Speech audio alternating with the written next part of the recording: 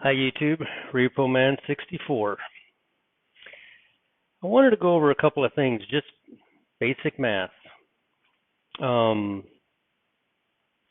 Jesus went to the cross in 33 AD, they believe, 33 or 34 AD. Um, just if you only believe in a 7-year tribulation, which I believe in a 14-year, but if you only believe in a 7-year, and I'll tell you why I believe in 14. In Psalms 90:10, it talks about a 70-year period and an 80-year period, and then we fly away. There's only two groups of people flying away, and that is the escape of the bride and the tribulation saints.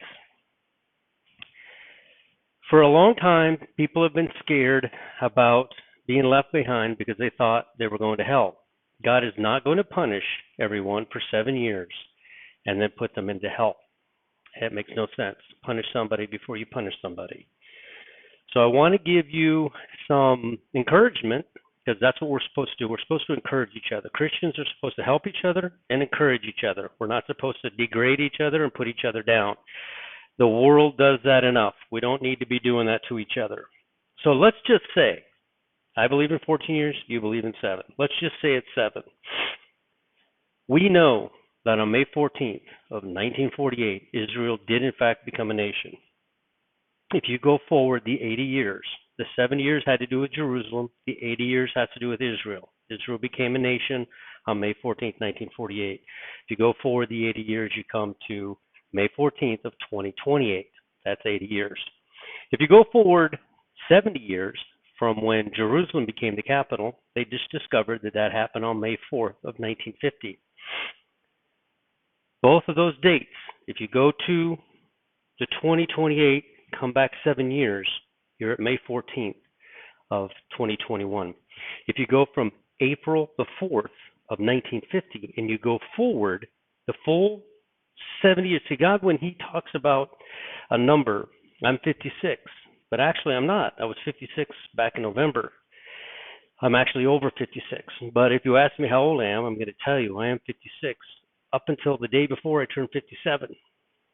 So, that being said, we're looking at May 14th of 2028 as being the end. Back up 7 years, May 14th, 2021. So there's a couple of people that get on here scoffing and saying some horrible things, and that's fine. I don't even take you off of the video. Actually, other commenters are getting on there that do understand all these things, and they begin to argue with those people somewhat for me. And then there's some genuine people in there who genuinely have questions, who really just want to know what happened, why didn't it happen, like you said, on April the 4th. The same thing I'm going to tell you, why it didn't happen on September 23rd of 2017. It's a marker. We can't tell. Nobody's been through this yet. We have the what happened with Enoch and Elijah and Jesus. Those are our 3 examples of 3 different groups of people going into heaven, and they all went there in a different form and in a different way. Enoch walked with God and found himself in heaven. Elijah was taken away in a great chariot, and Jesus, they watched him as he rose up. But in 2,000 years, we haven't seen this, and we're trying to figure it out. I want to remind you, Proverbs 25:2. It is the glory of God to conceal a matter. To search them out is the glory of kings. We are to search these things out. Don't become disheartened because September the 23rd of 2017 didn't happen. Don't become disheartened because April the 4th didn't happen. Be grateful because there's people out here trying to figure this. There's a whole team of people. I'm included in that. We're all trying to figure this out. We're studying. The people who are on here going, Matthew, you can't know the day or the hour. I mean, if that's all you have to offer, literally you need to get in there and figure this out. It is important that we figure this out, that we continue to search. I promise you, if we hadn't searched, as diligently as we have been searching, we would have never learned about the 14 years. We would have never learned that Matthew, Mark, and Luke are speaking to three different groups of people: the escape of the bride, the tribulation saints, and those who are left here to go into the millennium. That is the perfect example of the Jacob, Leah, Rachel, and the cattle story. It spanned over 20 years. When God wants you to know it's 21 years, he'll tell you 6 full years. It was actually, if he tell you about 8 years, it also means 7. If he tells you 6 years, it means right up to 7. Both of those things mean 7 years. About 8 years and 6 years. Both of those mean 7. God does it on purpose because he wants us to continue to seek this out. I want to read something to you in 2 Peter 3 through 9. Not so much the first part because, I mean, seriously, scoffers, you're just fulfilling a prophecy. You aren't helping. You are not searching for anything. If it were up to you, all Christians would just, I've accepted the Lord and I'm not doing anything else. And that is absolutely the wrong thing to do. I'm not even kidding you. That is the wrong thing to do. I've been searching for this date for a long time, and I have just talked and searched, and I have done it for so long. And there is no way that Amos 3:7 and Revelations 3:3 are in there by accident, or that they're wrong, and that, you know, if you haven't figured this out, then you're going to hell. That's absolutely ridiculous. God marvels in the fact that we're trying to seek this out, figure it out. You have all these wonderful people on YouTube. We're all in here. We all teach a slightly different way. Some of you can actually hear the way I teach. Some of you can hear the way I love Dr. Barry, you know, with Bones. It's fantastic, you know. Watchwoman 65, she's awesome. There's just so many amazing teachers in here. You know, Chad, Watchman on the Wall 88, the guy's fantastic. Some people will refuse to give a date, but I promise you, Chad is watching. I promise you, Chad is watching. He's trying to figure this out too, but he does not want to do what's happening to me, and that is give you a possibility of a high watch day, and then it come to pass, and then you're disheartened. I was speaking to a guy in my comment section. You can go there and look yourself about this, and amazingly enough, he actually became a subscriber after I spent time talking to him. And he said that he's a Christian. He believes that it's about to happen, but he doesn't know when, and that his children, I think he said he had 2 daughters, his children are not believers, and they're in the world, and they're working, and I have 6 kids, and I can tell you out of 6 kids, about 2 of them are watching. And then he said something that kind of bugged me, and I mentioned it to him that it bugged me. I didn't say it bugged me, but I responded to him. He said, I just don't want to press too much because that'll make them turn their backs. That's not what this is about. That has nothing to do with this. You press those children.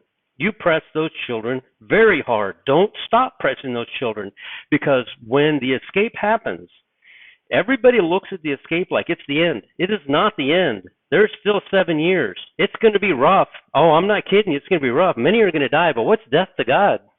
You know? What is death to God? It means nothing to him. He'll raise them up in the last day. Death means nothing to God. He's proven that. Jesus rose from the grave. He brought Lazarus back. Death is nothing.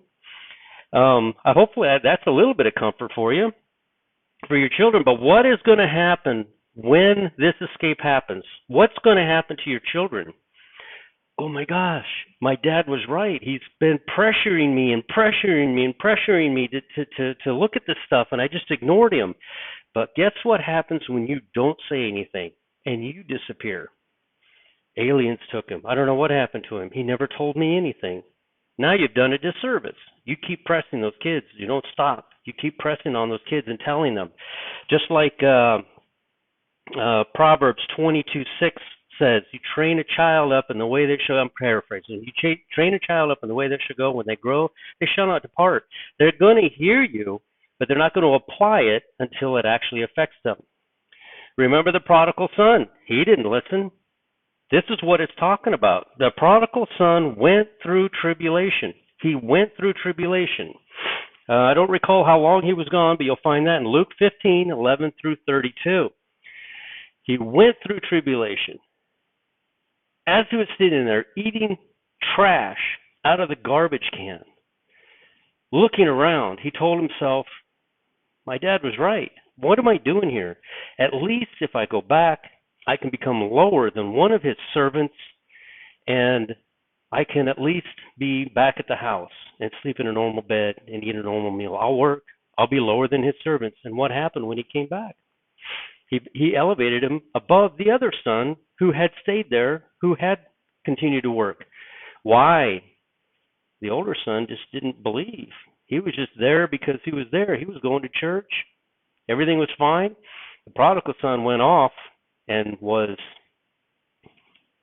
through tribulation, and he came back humble. He made it to the foot of the cross.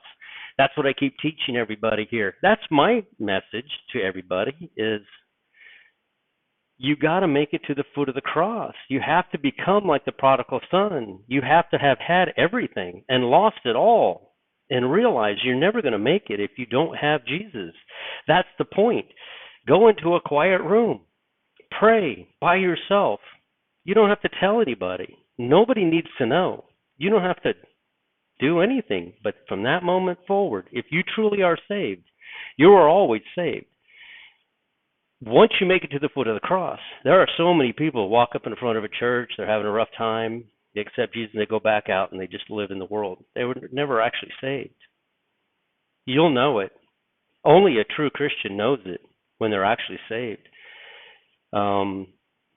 That's the point I'm trying to make, where everybody is trying to decipher once saved, always saved. It's kind of a tricky situation. I believe you can lose crowns, but once you are actually saved, there's going to be fruit. There's going to be proof. There's going to be evidence. This is a court of law. God is a court of law, and his laws and rules are just, and there is proof.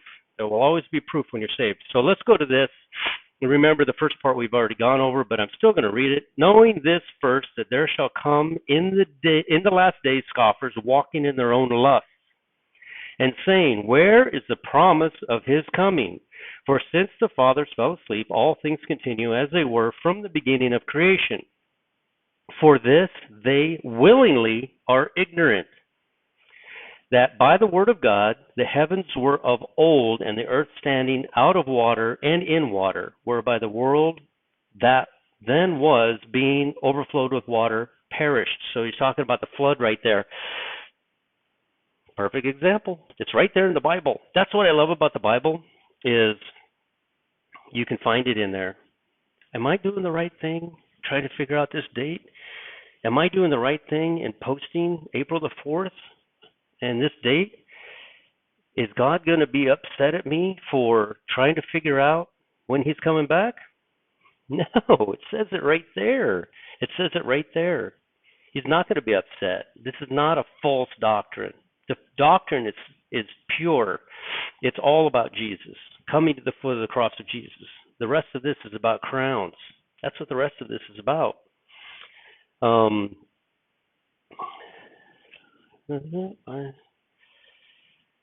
Let's see if I have anything more.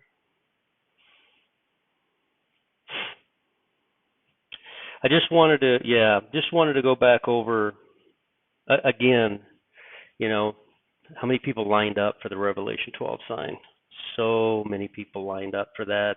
I missed it, honestly. I was